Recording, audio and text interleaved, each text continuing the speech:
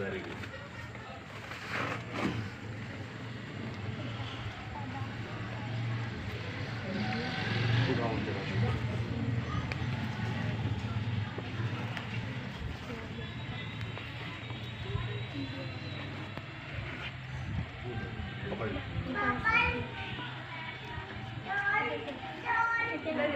पीछे दे दे जिसके पास नहीं।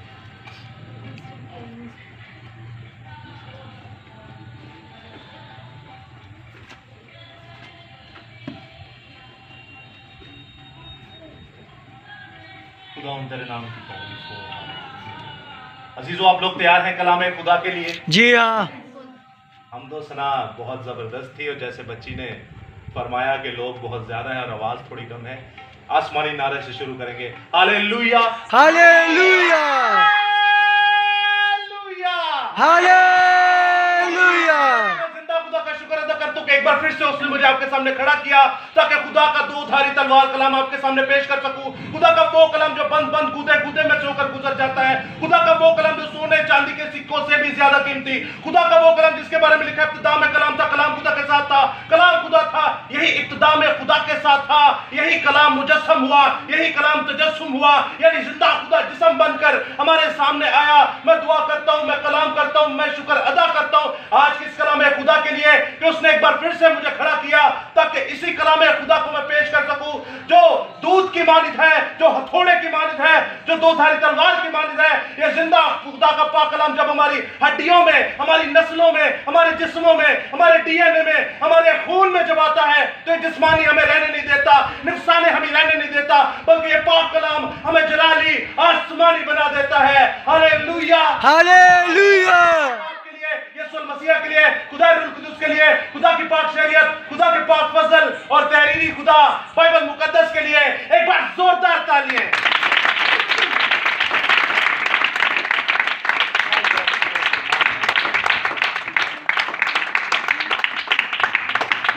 अजीजों, आज का कलाम है खुदा टॉपिक आप बाखूबी जानते हैं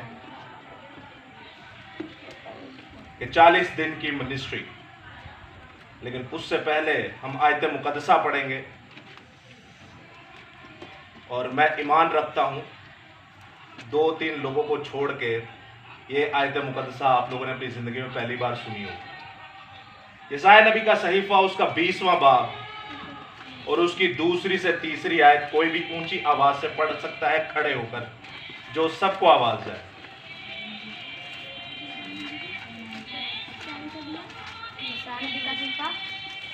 यशायाह 20वां बाब और उसकी 2 से 3 आयत सुनिएगा गौर से। बेटा नहमिया पढ़ने लगे हैं जी। उस वक्त खुदावन ने यशायाह बिन आमोस की मार्फत यूं फरमाया कि जा और टाट का लिबास अपनी कमर से खोल डाल और अपने पाँव से जूते उतार। सो उसने ऐसा ही किया, वो बरहना नंगे पाँव फिरा करता था।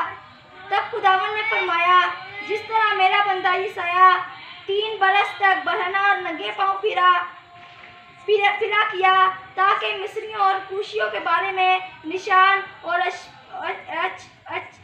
अशबना हो, अचंबा हो। कलाम खुदा का पढ़ा सुना समझा और कबूल किया जाना हम सबों के लिए बाइस से बरकत का सबब हो। खुदा का शुक्र हो, आमीन। बच्चे ने बहुत तेज रफ्तारी से पढ़ा है, लेकिन मैं पूछना चाहता हूँ क्या आप लोगों ने कुछ पिक किया, कुछ समझ आया आप लोगों को इस आयत में? चले मैं एक बार आपके सामने और पढ़ता हूँ टू दी पॉइंट। जिस वर्ष में मैं आपकी नजर दौड़ाना चाहता हूँ, सुनिएगा इस आयत को। 3 आयत में लिखा है, तब खुदावंद ने फरमाया, जिस तरह मेरा बंदा यशायाह 3 बरस तक बरहाना और नंगे पांव फिरा। एक्चुअली ये खुदावंद यीशु मसीह ने यशायाह नबी को कहा कि आप मुनादी करें। आज का जो हमारा टॉपिक है वो ये है कि 40 दिन की मिनिस्ट्री। 40 दिन की मिनिस्ट्री, आप क्या समझते हैं 40 दिन की मिनिस्ट्री से? चले मैं और वाज़ह कर देता हूं। यीशु मसीह की 40 दिन की खिदमत, तो क्या समझते हैं आप? यीशु मसीह की 40 दिन की खिदमत, क्या 40 दिन उनकी खिदमत थी? इधर छोटी छोड़ दे, सुनिएगा। मरने के बाद जी जब उठे तो तब उन्होंने 40 दिन खिदमत की। ये बड़ी बात है, जबरदस्त बात है।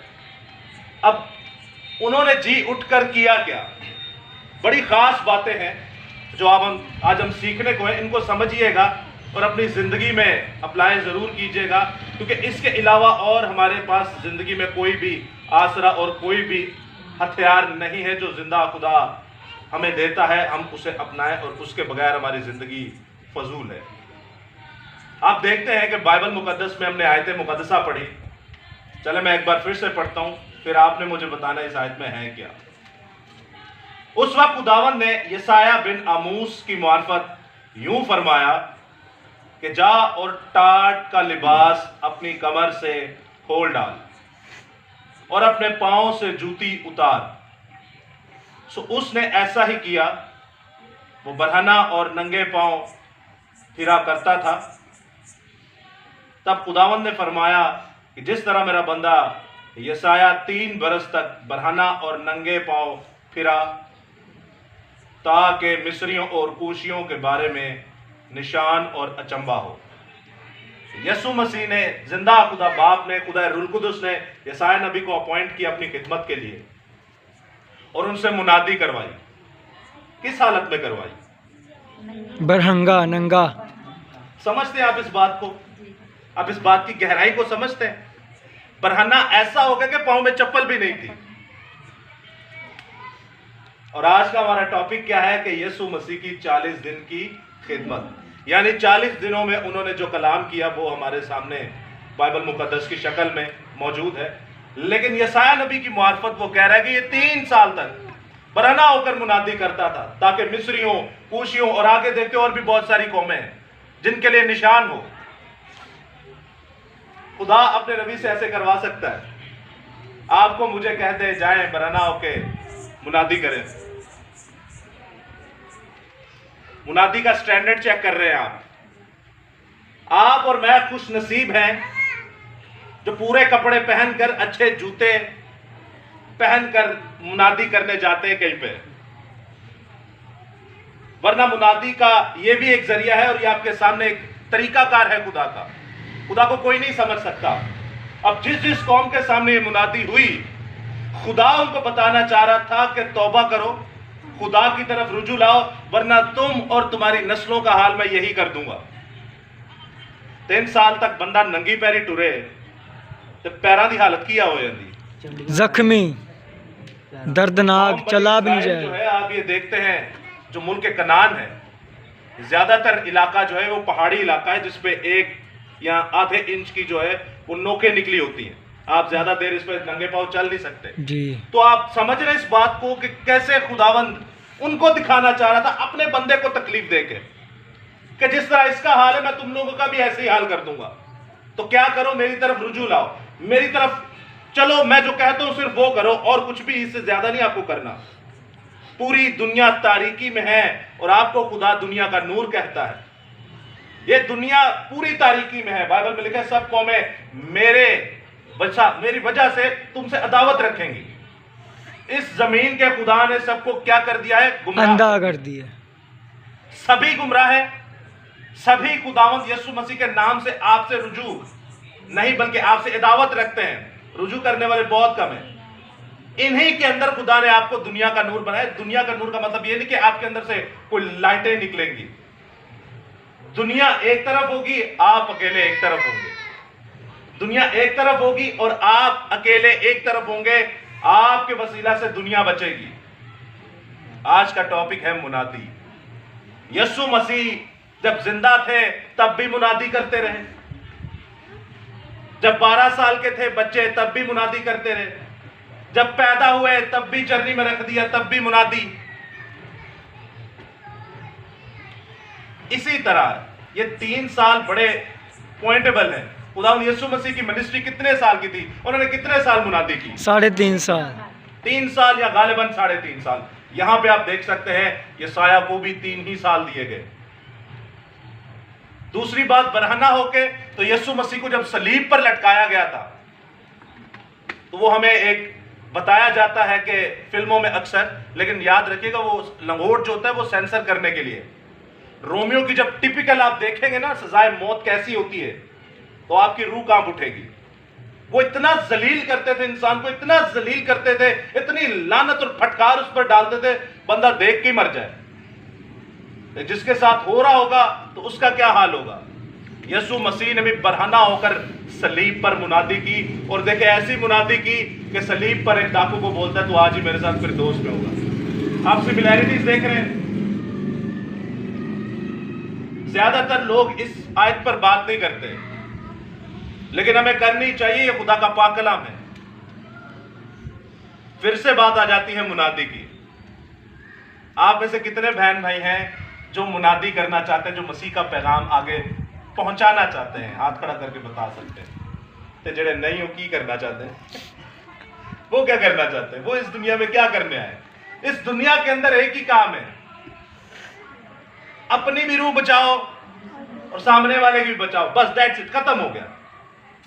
जब आप इस रूल पर चलेंगे तो दुनिया की कोई परेशानी आपको परेशान नहीं कर सकती, कोई तंगी आपको तंग नहीं कर सकती, कोई बीमारी आपको कमजोर नहीं कर सकती, कोई मुसीबत आपको गिरा नहीं सकती। हम मुसीबतों में, तंगियों में, परेशानियों में, आजमाइशों में इसीलिए पढ़ते हैं क्योंकि हमने इसको पढ़ना छोड़ दिया होता है। तो जब कलाम को नहीं आप पढ़ेंगे तो आप इसी सिलसिले में आपकी जिंदगी खत्म हो जाएगी एक दिन। उसने कहा अपनी सूली उठा और मेरे पीछे चल, बस खत्म होगी बात।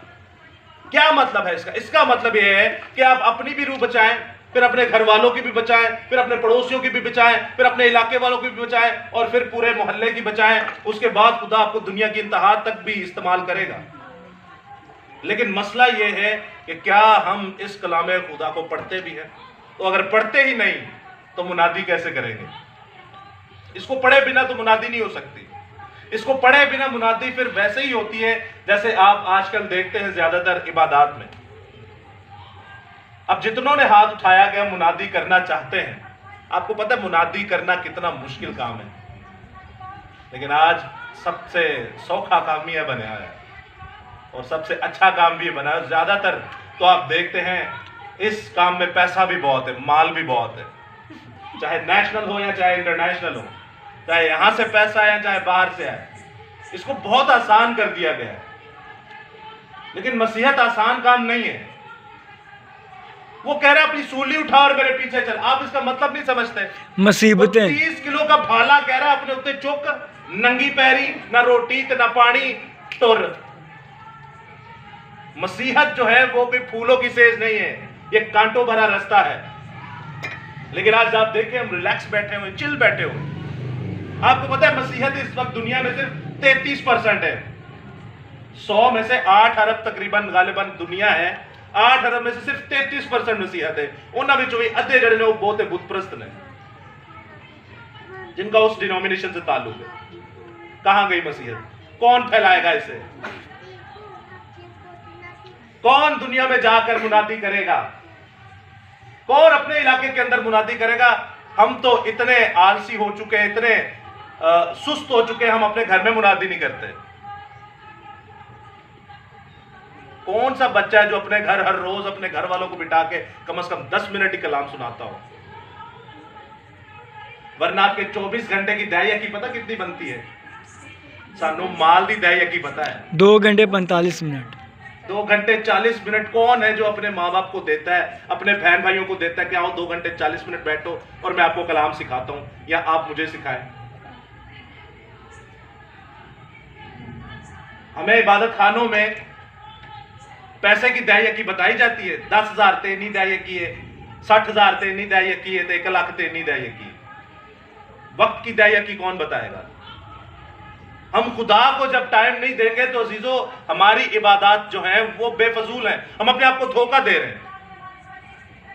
हमें खुदा यीशु मसीह की तर्ज जिंदगी पर अमल करना है, और तो इसमें कोई दो राय नहीं। तो जब यीशु मसीह की तर्ज जिंदगी पर अमल करना है, आप और मैं खुश नसीब है। हमें वो ये नहीं कहता कि आप बरहना होकर मुनादी करें, बगैर चपला तो मुनादी करें। आप और मैं खुश नसीब हैं कि नहीं? होसिया नबी को कहता है कि जा आवारा औरत से शादी कर ले। ऐसी औरत जब बाजारू औरत है, जो जिस्म फरोश है, जाके प्रोस्टिट्यूट से क्या कर ले? शादी कर ले, उससे तेरे बच्चे भी होंगे। आप सोचे खुदा का नबी, खुदा का सूरमा, खुदा उसे कह रहे जाके, हालांकि बाइबल मुकद्दस में लिखा है जो खुदा के काहिन है वो कुंवारी और पाक साफ लड़की से शादी करे। लेकिन खुदा ही अपने नबी को कह रहा है, अपने बंदे को कह रहा है कि जा तू इस तरह शादी कर। शादी करने के बाद उससे बच्चे पैदा होंगे, पहले बेटा पैदा होगा जिसका नाम यजरियल होगा, फिर उसके बाद दो उम्मी, उसके बाद एक और बेटी पैदा होगी, 2 बेटे 1 बेटी। एक तो फहाशा या कसबी औरत से शादी करना, ऊपर से बच्चे पैदा करना, ऊपर से वो औरत फिर से कहीं और चली जाती है अपने काम में। खुदा कहता है जा इसको फिर मना के ला। आप इस माइंडसेट को समझ रहे हैं? खुदा आपको बताना चाह रहा है कि मैं अपनी कौम को कितनी बार लाता हूं अपने पास, लेकिन ये फिर वापस चली जाती है। निहाई हुई सूरनी की तरह है जिसे पाक साफ किया जाए, लेकिन फिर जा गंद में बैठती है। आपको पता है सूअर कहां रहते हैं? गंद में। गंद क्या, किस गंद में रहते हैं? कीचड़। नहीं, कीचड़ में नहीं रहते, पोटी में अपनी पोटी में। पोटी से कीचड़ बना होता है, वो उसमें रहते हैं। और खाते क्या है? वही खाते हैं। आपको पता है आपका हमारा खुदा हमें ये कह रहा है, किस वजह से कह रहा है? क्योंकि तूने पहले जैसी मोहब्बत छोड़ दी।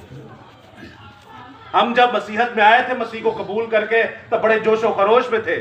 अब जब पता चला कि मुनादी करनी है, इसको पढ़ना पड़ेगा, दिन रात पढ़ना पड़ेगा, तो फिर हम पीछे हट गए।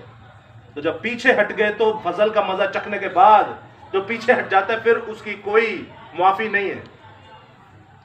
फिर वो हमें यहीं पे क़यामत दिखाता है, उत्ते नहीं भाएगा या थल्ले नहीं भाएगा या आखिरत में नहीं दिखाएगा। इसी हमारे घर के अंदर, हमारे अड़ोस पड़ोस में हमें वो सब कुछ दिखाना शुरू हो जाता है। फिर हम दुआएं करते हैं। आपको पता है हमारा खुदा फिर दुआएं भी नहीं सुनता। आपकी और मेरी तो कोई टके की औकात नहीं है। यिर्मयाह की नहीं सुनता, बाइबल में लिखा है। हिजकिय्याह की नहीं सुनता, बाइबल में लिखा है। मूसा की नहीं सुनता, अयूब की नहीं सुनता, दानियल की नहीं सुनता। आप और मैं क्या चीज है? उसे ना आजमाएं। जिंदा खुदा आपसे एक ही काम चाहता है और कहता है मुनादी करो, अपनी रूह जैसे बची दूसरे की भी बचाओ। यूना नबी को देखे, वहां भेजता है जहां पर एक हिसाब का जाति उसे मार देंगे, क्योंकि नैनवा शहर निहायत ही जानलेवा दुश्मन था कौम बनी इसराइल का। और जब वो गया तो उसकी ख्वाहिश थी कि नैनवा शहर को खुदा बर्बाद करे, और वो देख गया पहाड़ पर खड़ा होने के लिए कैसे बर्बाद होगा। आपको तो मुझे खुदा ये भी नहीं कहता कि अफगानिस्तान जा, ईरान जा, इराक जा, सऊदी अरब जा, जिथे बाइबल अलाउ ही नहीं है। बैठे हुए ना सुकून से हम लोग, तो कम से कम यहीं पे काम शुरू कर ले। हम लोग अपने घर पे ही शुरू कर ले, अपने पड़ोस में ही शुरू कर ले। इससे आप ही का फायदा है, मैनू कुछ नहीं मिलना। आप ही का फायदा है, आपके खानदान का फायदा है, आपकी नस्ल का फायदा है। मैं यहाँ पे और भी बहुत कुछ लिखा हुआ है आपके सामने कह सकता हूं, लेकिन जो सादा बात है वो कहनी चाहिए। ये सादा बात है बिल्कुल। मैं आपसे कोई बड़ी बात नहीं कर रहा। आप अपने घर पे मसबा लगाएं। आपको नहीं समझ आती, आप उसे बुलाए जिसको समझ है, तो गुमराह ना हो जाए कि और ना बुला ले जाए। ये भी बड़ी खास बात है। आपके सामने खुदा के सूरमा है, विशाल भाई हैं, साथ में और भी एक भाई हैं, वकास भाई हैं। तो आप देखें, इनका मैं नाम इसलिए ले रहा हूं क्योंकि मैं इनकी मरते दम तक गारंटी दे सकता हूं। हालांकि बंदे दी और मशीन दी कोई गारंटी नहीं होती, लेकिन मैं दे सकता हूं इनकी, क्योंकि ये मेरे हाथों के बच्चे हैं। ये मेरे साथ रहे, मेरे भाई हैं, मेरे जिस्म का एक हिस्सा है। मैंने इनके साथ एक वक्त गुजारा। आप अपने घराने की दुरुस्ती चाहते हैं? लानतों से, बीमारियों से, कर्जों से, बदकरदारियों से, बच्चों की नाफरमानियों से, बदतमीजियों से, लड़ाइयों से, झगड़ों से, इन सारी चीजों से आप छुटकारा चाहते हैं, तो एक ही चीज है, वो है जिंदा खुदा की मुनादी।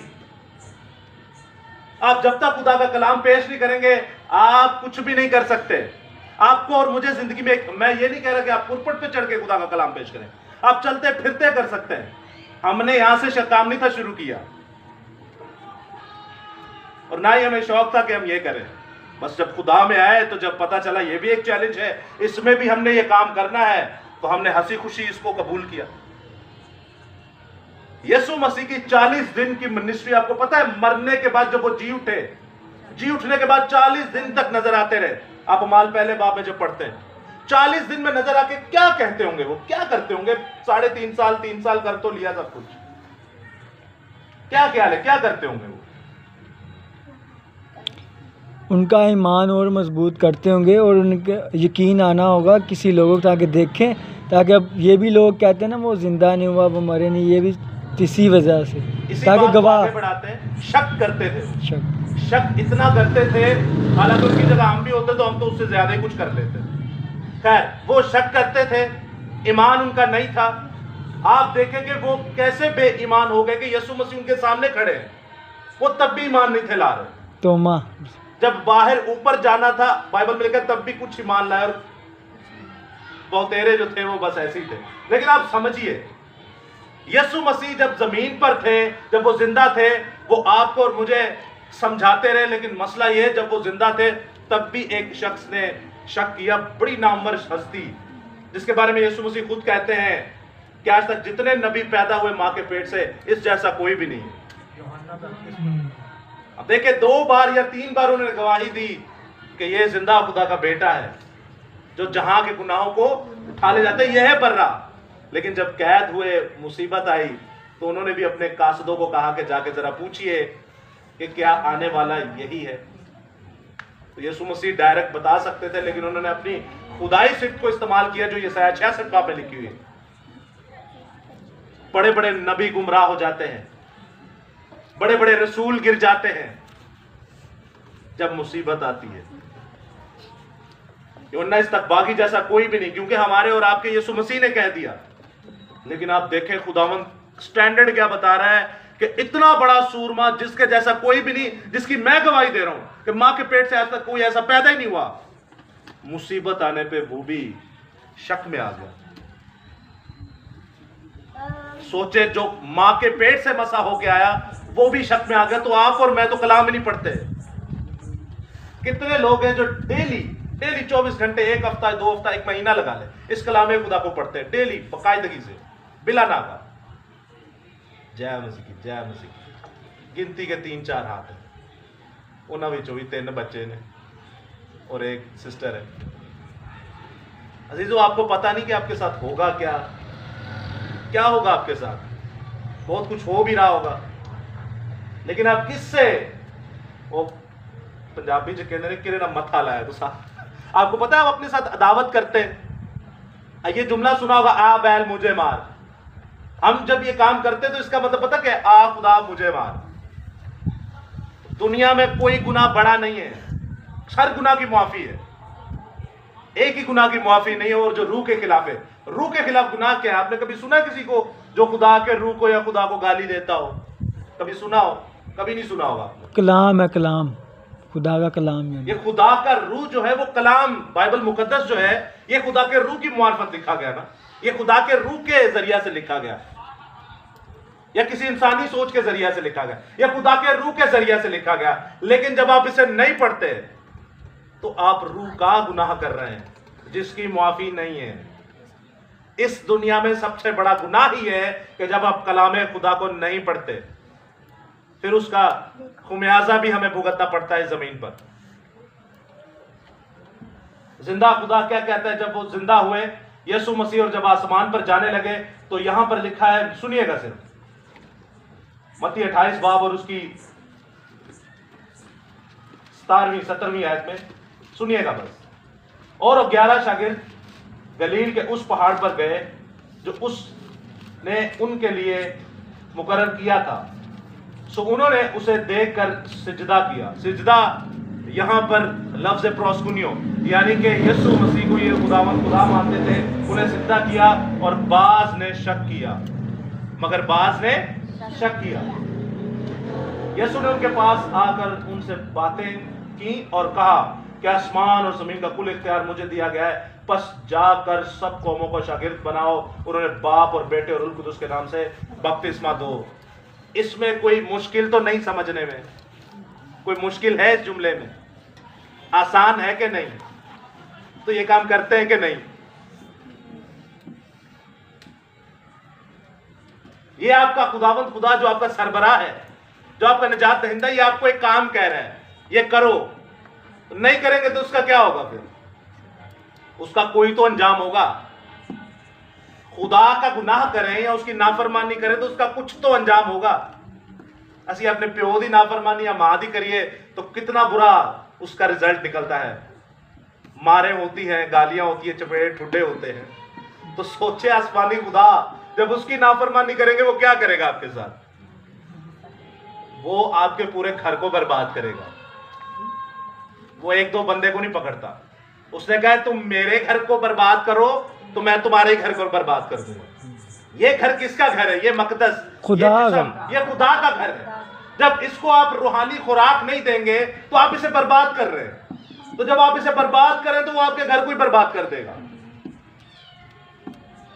ये बात सही है कि नहीं? बिल्कुल सही। आगे सुनते, आगे क्या लिखा है।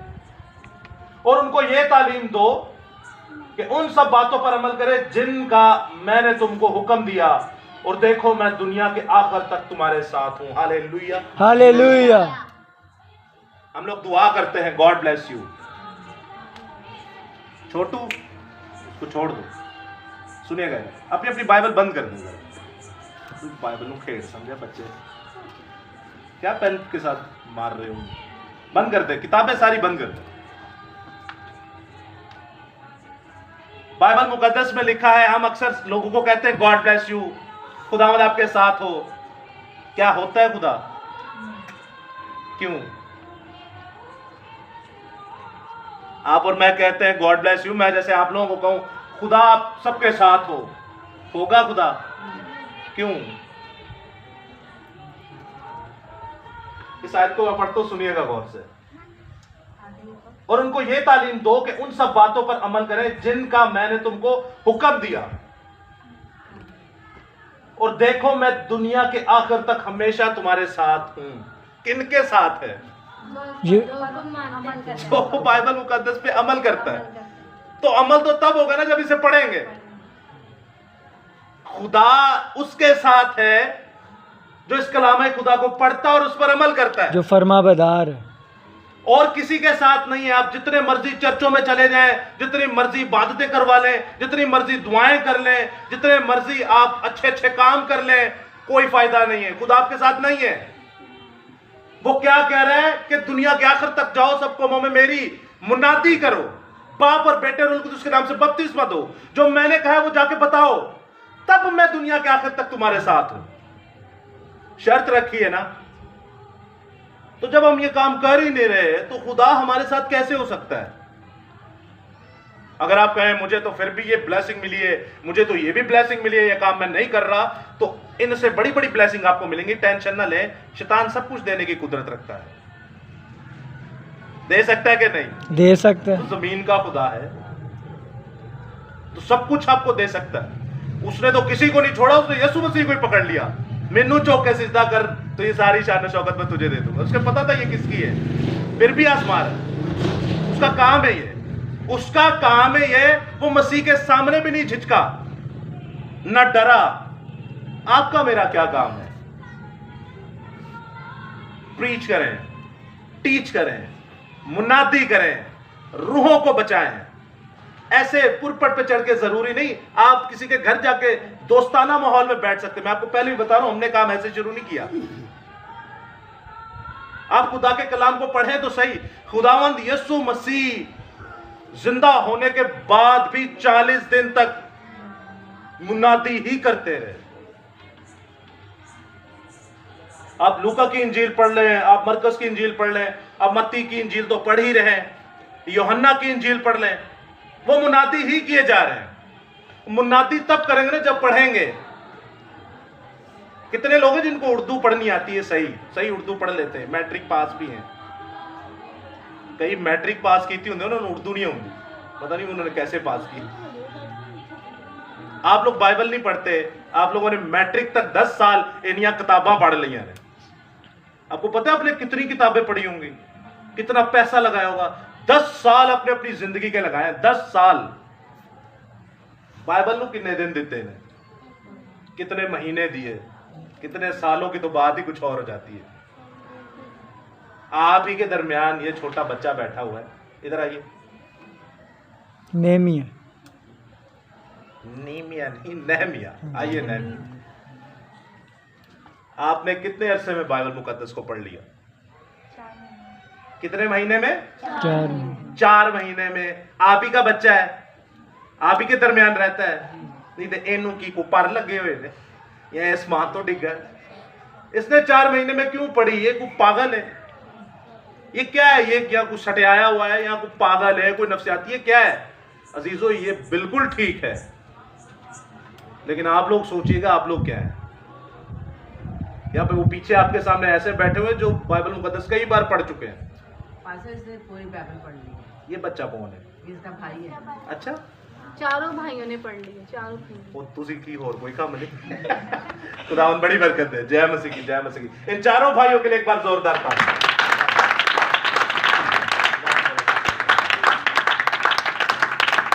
और इनके उस्ताद विशाल के लिए एक बार उससे भी ज्यादा जोरदार ताली।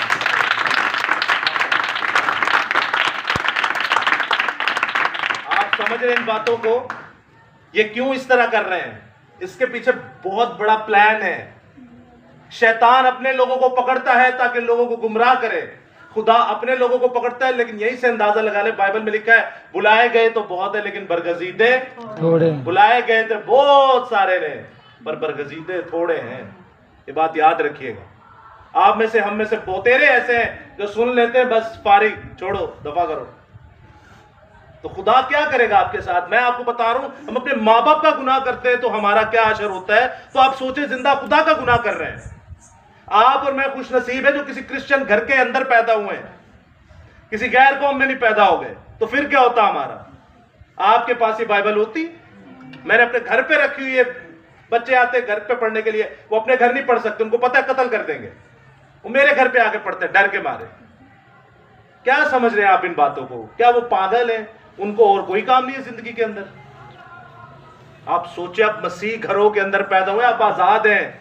बाइबल मुकद्दस में यीशु मसीह कहते हैं मैं तुम पर इल्जाम लगाने नहीं आया, एक है जो तुम पर इल्जाम लगाएगा, वो ये है जिंदा खुदा का पाक कलाम कि मैं दे घर पे, इधर सुनी, मैं ना दे घर सा लेकिन इन्ना मैनू नहीं पढ़िया। ये खुद खुदा है, ये खुद खुदा है, रूहुल कुदुस है, ये खुद बाप भी है और बेटा भी है। आपको पता है यीशु मसीह एक ही चीज की बात करते रहे, मुनादी करे, प्रीचिंग करे। जैसे आप इसका मकसद यह है कि आप आसमान की बादशाही में लोगों को लेके जाएं। आसमान की बादशाही में आप और मैं किसी को लेके जा रहे हैं, ये कोई छोटी बात है। मैं किसी को अमेरिका नहीं लेके जा रहा, किसी को कनाडा लेके नहीं जा रहा, किसी को ईरान लेके नहीं जा रहा, इंडिया नहीं लेके जा रहा। आपको हम लोग आसमान की बादशाही में लेके जा रहे हैं। ये कोई छोटी बात है? ये बहुत बड़ी बात है, बहुत बड़ी। लेकिन आप भी तो कोई रिस्पॉन्स दिखाएं, आप भी तो कोई दिलचस्पी दिखाएं। आपको और मुझे बाइबल पढ़ने की आदत नहीं है, लेकिन आसमान पे तो 24 घंटे कदूस कदूस होता है, तो हम कैसे करेंगे? आपको और मुझे कहीं ऐसे माहौल में डाल दिया जाए जो हमारे जैसा है ही नहीं, तो हम वहां सरवाइव नहीं कर सकते। आपको और मुझे जेल में डाल दिया जाए, हम वहां रह सकते हैं? नहीं। आपको और मुझे वहां डाल दिया जाए 24 घंटे कदूस कदूस होता है, रह सकते हैं? तो अपने आप को फिर बनाइए ना, या जेल के लिए बनाइए तो या फिर आसमान के लिए बनाइए। दोनों विचों एक जगह देते जाने जाना है। और जेल, मैं इस जेल की बात नहीं कर रहा, मैं दूसरी मौत की बात कर रहा हूं। बस उसमें और इसमें एक सिमिलैरिटी, दोनों होंगे कैद में ही, पर ए जेल जड़ी भी है भी कोई छोटी गल नहीं है। एक और ट्रेलर जरूर है।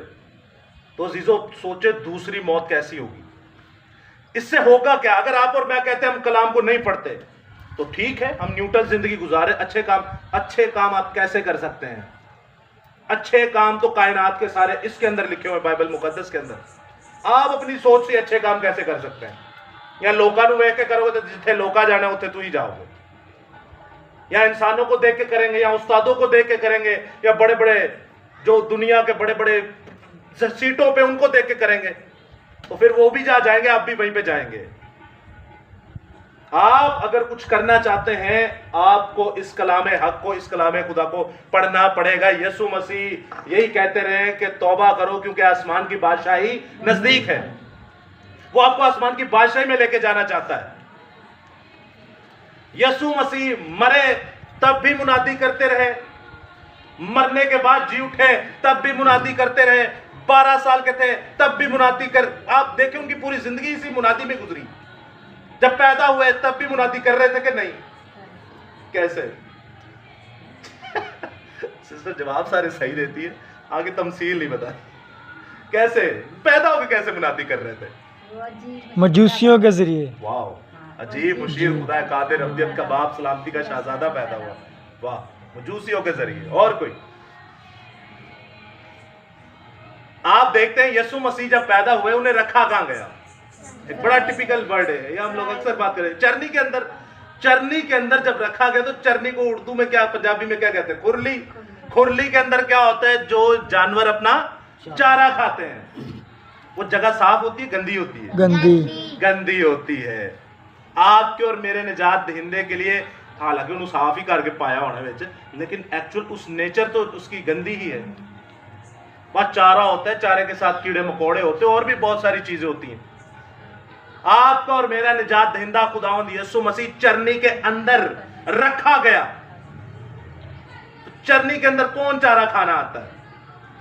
जानवर खाने आते हैं चारा। उस वक्त अगर आप देखते हैं बैतुलहम में, तो वहां पे भेड़ चारा गायें थी या भेड़ चाला थे वहां पे। यीशु मसीह आपको और मुझे कहते हैं भेड़ों का अच्छा चरवाहा मैं हूं। वो अपने आप को अच्छा चरवाहा भी कह रहे, हमें भेड़े कह रहे। हमें क्या कह रहे? भेड़े कह रहे। उसके बाद वो अपने आप को जिंदगी की रोटी कहते हैं। रोटी का मतलब क्या है? कि इसे खा जाओ। जिंदगी का पानी कहते हैं, पानी का मतलब इसे पी जाओ। रोटी जो खाने हैं तो रोटी तो खत्म हो जाती है, पानी जब पीते हैं तो पानी भी खत्म हो जाता है। इसी तरह यीशु मसीह जब पैदा हुए, वो पैदा होकर आपको बता रहे हैं कि देखें मैं चरनी के अंदर ऐसी जगह पे पैदा हुआ जो खुराक की जगह है। ये खुराक की जगह मैं चरवाहा तो हूं, लेकिन मैं जिंदगी की रोटी भी हूं, मैं जिंदगी का पानी भी हूं। मैं यहां इस चरनी के अंदर हूं और आप सारी भेड़े हैं मेरी। और अपनी भेड़ों को कहते हैं मेरी भेड़ों मेरे पास आओ, मुझे खा लो। मुझे खाने से मैं तो मर जाऊंगा, मैं तो खत्म हो जाऊंगा, लेकिन आप जिंदा रहेंगे, हमेशा जिंदा रहेंगे। आप मर भी जाए तो भी जिंदा रहेंगे। यीशु मसीह पैदा होकर भी मुनादी कर रहे हैं कि मुझे, यानी इस कलाम खुदा को अपने अंदर लो, इस कलाम खुदा को अपने जिस्म में लो, इस कलाम खुदा को अपने डीएनए में लो, इस कलाम खुदा को अपने लहू में, अपने खून में लो। तो तुम इंसान की नस्ल नहीं, तुम आदम की नस्ल नहीं, तुम जमीन पर अपने बाप की नस्ल नहीं, बल्कि खुदा के फर्जंद आसमानी और जलाली कहलाओगे। Hallelujah, hallelujah. जोरदार तालियां।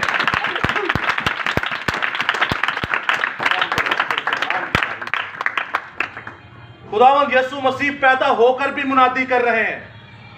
सूली पर जब लटका गया बरहना, तो तब भी वो कह रहे हैं कि डाकू तू मेरे साथ आज ही फिरदौस में होगा। जब मर गया, मर के मुनादी कर रहे हैं कि नहीं? कैसे मर के कैसे मुनादी कर रहे हैं? मर गए, लाश है उनकी लाश मुनादी कर रही है। जी जी सर, आलम रवा में जो कैदी हुए थे उनमें मुनादी हो रही थी। चले इसको तो बाद में देखेंगे। हम उनकी लाश की बात कर रहे हैं, उनकी कब्र की बात कर रहे हैं। कब्र उनकी कैसे मुनादी कर सकती है? क्या यीशु मसीह ने आपको कहा मुझ पर ही मान लाओ, अगर तुम मर भी जाओ तो भी जिंदा रहोगे? मैंने आपको यशायाह नबी का सहीफा इसलिए कोड करवाया क्योंकि एक तो 3 दिन की बात हो रही है, 3 साल उनकी मिनिस्ट्री या 3.5 साल। उसके बाद जब आप देखते हैं वो बरहना थे तो यीशु मसीह को भी बरहना किया गया। उसके बाद आप देखते हैं कि अब उनकी लाश की बारी है। उनकी जब लाश की बारी हो तो लाश कैसे मुनादी कर रही है? आपने एलिया नबी के जो शागिर्द थे, क्या नाम था उनका? उन्होंने एक मौजज़ा था उनके अंदर। जीते जी तो वो करते रहे, जीते जी करते रहे, लेकिन मरने के बाद भी जब उन्हें दफनाया जाता है, आप देखें मरने के बाद मौत आपकी कैसे मुनादी कर सकती है, आपकी लाश कैसे मुनादी कर सकती है। यीशु मसीह ने कहा कि मुझे ऊंचे पर चढ़ाओ। जब ऊंचे पर चढ़ाओगे तो दुनिया देखेगी, तो तब वो तौबा करेगी। तो बेशक लोगों ने तौबा की। इसी तरह आप एलीशा नबी को देखते हैं, वो भी मर गए। मरने के बाद उन्हें दफन किया गया। दफन करने के बाद बेशक सैकड़ों साल गुजर गए तो उनका जिस्म जो था वो खत्म हो गया। बची क्या? सिर्फ हड्डियां। उन हड्डियों के अंदर यह खुदा का पाक कलाम था, क्योंकि उन्होंने कलाम को पिया हुआ था, कलाम को खाया हुआ था। वो कलाम उनकी नस्ल के अंदर, उनकी हड्डियों के अंदर, उनके बंद गूदे के अंदर, जोड़ों के अंदर था। गूदा समझते हैं, बंद समझते हैं। ये जोड़ के अंदर जो जब बोन मैरो कहते हैं, मेख जिन्हों कहते हैं, पाए के जब खाते हैं तो जब मेख है उसके अंदर खुदा का कलाम था, उसकी हड्डियों के अंदर खुदा का कलाम था। तो जब एक जंग हुई तो आप देखते हैं कि गैर ईमान वाला नामख्तूम जो यहोवा को नहीं जानता, वो मर गया फौजी। तो इन्होंने खड्डा खोदा तो बोला चलो भाई इस खड्डे में डाल दो। इस खड्डे के अंदर उनको नहीं था पता कि एलीशा नबी की हड्डियां मौजूद है। जब उस कैदी को उस फौजी को जो नामख्तूम था, गैर ईमान वाला था, उसको डाल दिया गया तो आप जानते हैं क्या हुआ? जिंदा। वो फौजी जिंदा हो गया। उसकी लाश, उसकी कब्र जो है, उसकी हड्डियां मौजूद हैं, वो गवाही दे रही है कि जब आप कलामे खुदा पढ़ते हैं तो आपकी मौत, आपकी लाश भी मुनादी करती है। यीशु मसीह को देखते हैं, उन्होंने कहा कि तुम मुझ पर ईमान लाओगे तो कभी मौत का मजा ना चखोगे, कभी ना मरोगे, वो के मर भी जाओ तो भी हमेशा जिंदा रहोगे। वो आपके सामने कह रहे हैं। तो यीशु मसीह ने आपको ये करके दिखाया कि जो मेरे साथ चलेगा वो हमेशा जिंदा रहेगा।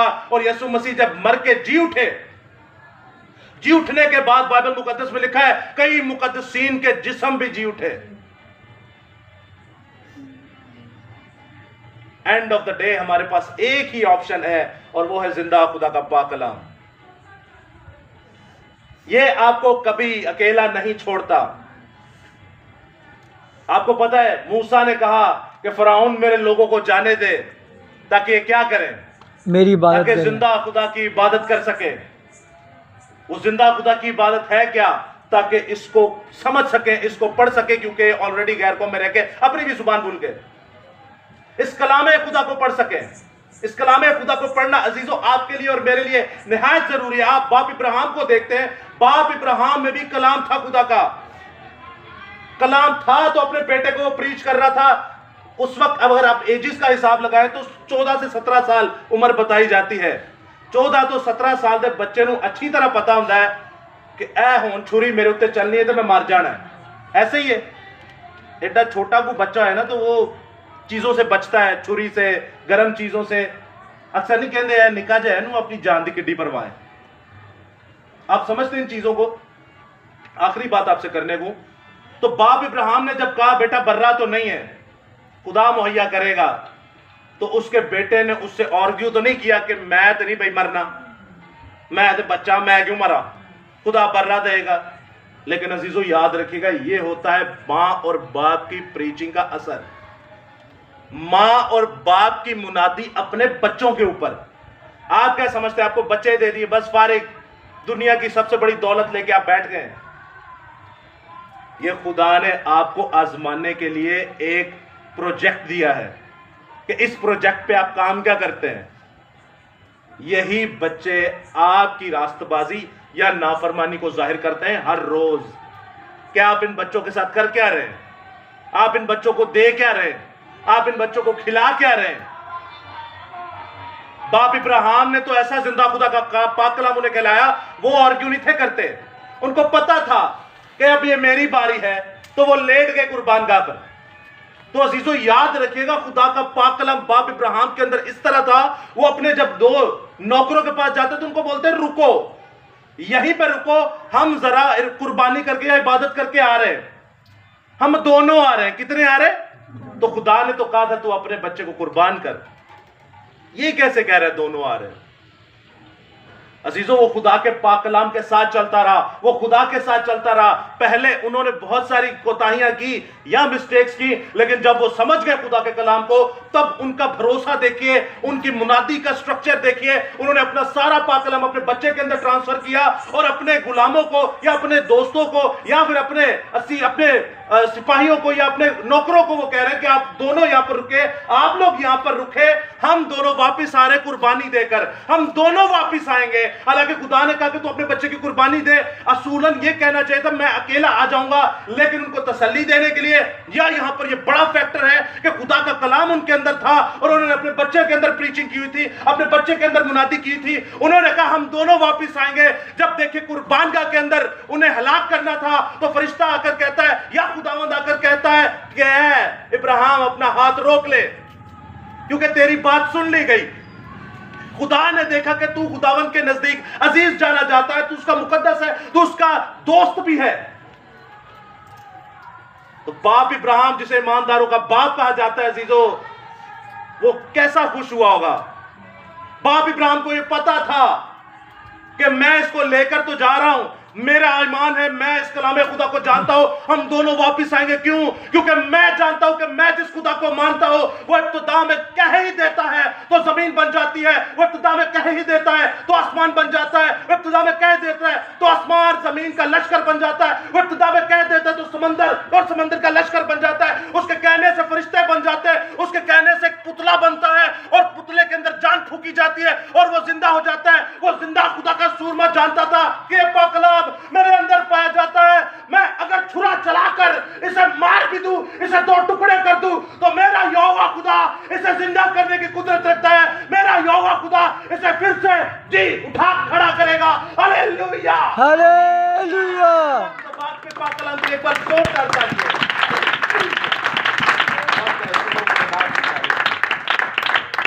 अजीजों, ये कलामे खुदा की प्रीचिंग अपने बच्चों के अंदर कीजिए। यीशु मसीह इस दुनिया पे आए, दुनिया के बाद जब यहां से गए तब भी उनका एक ही काम था कि इस कलामे खुदा को बताया जाए, लोगों को समझाया जाए। अगर आप नहीं समझाते तो ये आपके लिए एक बड़ा फंदा है, आप गुमराह होंगे और गुमराह होके एक ही काम करेंगे और वो है इस जमीन के ऊपर जिल्लत और रुसवाई। शैतान इब्लीस यही चाहता है कि ये जो खुदा की शक्ल और छवि पर बने हैं ये जिल्लत और रुसवाई उठाते रहे, लेकिन खुदा आपको दुनिया का नूर बनाता है। खुदा आपको कहता है कि तुम मेरे एलची, मेरे एम्बेसडर, तुम मेरे सोल्जर हो। बनाइए अपने बच्चों को सोल्जर, बनाइए अपने बच्चों को एलची, बनाइए अपने बच्चों को एम्बेसडर, ताकि वो जिंदा खुदा के पाक कलाम को दुनिया तक फैलाएं और आसमान की बादशाही में शामिल करें लोगों को। सो मैं एक बार फिर से चाहता हूं खुदा बाप के लिए, यीशु मसीहा के लिए, खुदा रूह कुदुस के लिए, खुदा की पाक शरीयत, खुदा के पाक फजल और तहरीरी खुदा बाइबल मुकद्दस के लिए और अपने लिए एक बार जोरदार तालियां।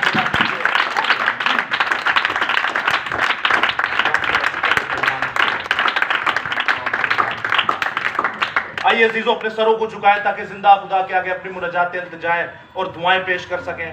आसमानी बाप, मैं तेरा शुक्र अदा करता हूँ आज के इस लम्हा के लिए, इस मोमेंट के लिए जो तूने हमें बख्श दिया। आसमानी बाप, तेरा शुक्र अदा करता हूँ आज के इस कदूस कदूस जिंदा आसमानी बाप लश्को खुदावंद रब्बुल फाज, जमीन और आसमान को पैदा करने वाले खुदावंद, आपके नाम की शुक्रगुजारी करते हैं खुदावंद। खुदा आसमानी बाप खुदावंद नाम शुक्रगुजारी करते हैं खुदा बाप के जितने लोग यहाँ मौजूद हैं खुदा बाप, उन सब जिंदगियों को तब्दील करो खुदा, अपने कलाम के जरिए से तब्दील करा खुदा बाप, जिंदगियां बहाल हो आपके यीशु मसीह के नाम से खुदा बाप। ऐ खुदा बाप हमारे मालों को अच्छा करा खुदा बाप, अपने कलाम के मुताबिक खुदा बाप मिसाल ना कि आपके कलाम के मुताबिक जिंदगी बसर करने वाले बन सके खुदा, छूली जो शिफा दे दिए खुदा बाप, हमारे बदनों की तमाम तो कमजोरियां बारियां आपके यीशु मसीह के नाम से जाती रहे। ऐ खुदावंद हमें बरकत दे, हालेलुया, हमें शिफा नायत फरमाया खुदा बाप। खुदा जाग में आपका कलाम होता है वहाँ पे शिफा जारा हो जाती है। खुदा शिफा जारी करे, ब्लेसिंग दे खुदा बाप, हालेलुया हालेलुया हालेलुया खुदा बाप। जितने नौजवान नशे की हालत में खुदा इस इलाके में, ऐ खुदा बाप उनकी बंद अकलों को खोल ताकि वो नशे को छोड़ने वाले बन सके खुदा बाप, अपने लोगों की सोचों को तब्दील करा खुदा बाप, ताकि सोचे और ख्याले ऐ खुदा बाप रूहानी बन जाए खुदा बाप, यीशु मसीह के नाम से है खुदा बाप। ख्यालात पे कब्जा कर, सोचों पे कब्जा कर खुदा बाप, और अपने प्यारे दोस्त और भाई यीशु अल मसीहा के नाम से आमीन। जिसने हमें सिखाया, हमारे बाप तू जो आसमान पर है, तेरा नाम पाक मना जाए, तेरी बादशाही आए, तेरी मर्ज़ी जैसे आसमान पर पूरी होती है ज़मीन पर भी हो, हमारे रोज़ को भी आ जाए। जिस अपने कर्ज़ बसते हैं तुम्हारे कर्ज़ बख्श, हमें आज़माइश में ला बल्कि बुराई से बचा, क्योंकि बादशाह कुदरत जलाल हमेशा रहे। आमीन। खुदा यीशु मसीह का फजल, खुदा बाप की मोहब्बत, पाकरू की रफ़ाकत, खुदा के तमाम मुक़द्दसीन के साथ हो, खुदा के तमाम बेटे बेटियों के साथ हो, खास कर शहर यरूशलेम और मुल्क इज़राइल के साथ हो। आसमानी बाप मैं दुआ करता हूँ अपने मुल्क पाकिस्तान के लिए, खुदावंद तमाम बुराइयों से बचा और खुदावंद जो कमी पेशी है वो हमारे सामने ला। और आसमानी बाप दुआ करता हूँ एक बार फिर से इस घराने के लिए, आने वाले सूरमा के लिए खुदावंद, ताकि खुदावंद एक बार फिर से तेरा बेटा खुदावंद इस बड़ी दौलत से मुस्तफ़ी हो। और आसमानी बाप तेरे बेटे के लिए दुआ करता हूँ जो सब परेशान है, अपने यीशु के नाम से उसकी परेशानी को दूर कर। और आसमानी बाप मैं दुआ करता हूँ एक बार फिर से आए हुए तमाम बहन भाइयों के लिए, क्या खुदावंद इन्हें मुनादी करना अपने तरीके से सिखा, अपने तरीके से समझा, और कलाम पढ़ना भी है खुदावंद इन्हें सिखा। सो आसमानी तमाम दुआओं को एक बार फिर से मांग लेते हैं तेरे प्यारे बेटे यीशु मसीह के नाम से, आमीन।